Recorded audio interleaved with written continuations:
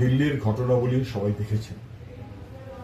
56 ইঞ্চির সরকার এতটাই অপদার্থ, এতটাই অযোগ্য, এতটাই ভয় পেয়ে গেছেন, আলাপ আলোচনা করবার মতন সাহস দেখাতে পারলেন না। 56 ইঞ্চি আলোচনা করার মূলক নেই। Dialogue can settle. নিট পরীক্ষার চাইতে লিক বেশি। ছেলেমেয়েরা কতজন মারা গেল? কেন বারে বারে হচ্ছে? কেন ধর্মেন্দ্র প্রধান তারপরেও শিক্ষামন্ত্রী থাকবেন? কি ব্যবসা করা হচ্ছে? কোনো ছেলেদের জীবনের বিনিময়ে কোনো ব্যবসা?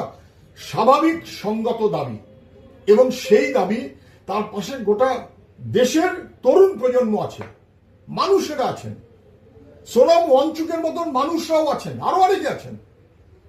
তিনি বিজ্ঞানী, তার উপরে জবরদস্তি করব আর ধর্ষকদেরকে গাঁদা ফুল দিয়ে সম্বর্ধনায় আনাবো? এটা দিল্লিতে চলবে নাকি?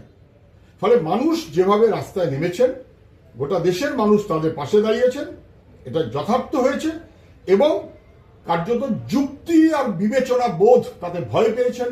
মোদী সরকার যুদ্ধ ঘোষণা করেছেন কম বয়সীদের বিরুদ্ধে। লাঠি, গুলি, কাঁদানে গ্যাস, জলকামান, সমস্ত রকমের অসভ্যতা, এটা কখনো মেনে নেওয়া যায় না। এর বিরুদ্ধে দেশব্যাপী মানুষের স্বতঃস্ফূর্ত বিক্ষোভ এবং লড়াই চলবেই। যারা ভয় পেয়েছেন তারা বুঝুন, ডায়ালগ করুন, নচেত তাদের ভয় পেতে হবে মানুষের শক্তির কাছে।